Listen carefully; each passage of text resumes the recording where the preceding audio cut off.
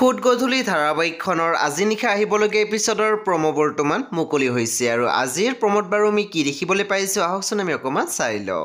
আজিৰ প্ৰমৰ প্ৰথম ভাগত আমি দেখিবলৈ পাইছোঁ ৰিধিয়ে অনুক কৈ আছিল এটা কাম কৰিব পৰা দেখোন।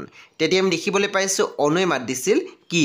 পুনৰ ৰিধিয়ে কৈছে ইছুদাৰ কাৰণে বৌ এজনী চাব পৰা দেখোন, তোমাৰ এজনী লগো হ'ব আৰু কাম বনত হেল্পো হ'ব।